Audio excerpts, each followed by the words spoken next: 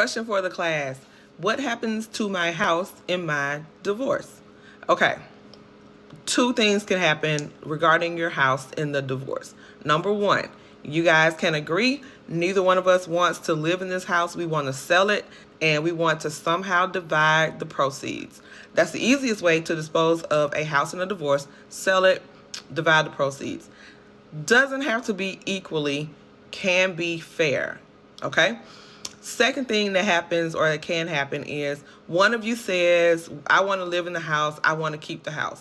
Okay, so then you have to refinance that house to get the loan solely in your name.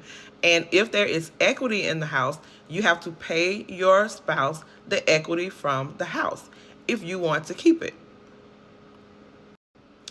What exactly does that mean? That means that let's say there's $100,000 in equity in the house and 50 belongs to you and 50 belongs to your spouse.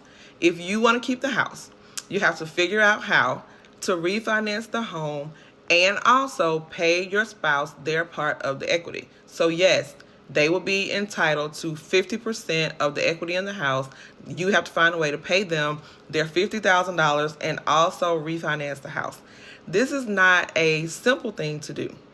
A lot of people want to simply assume the mortgage and just say, well, I'll just keep paying for it. If there's no equity in the house, then okay, that might be a reasonable solution.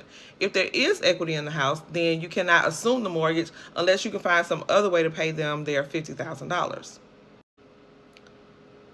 Another solution that clients often think is viable, especially women who are going to stay in the house with children, is, well, I'll just keep the house and he can continue to pay for it.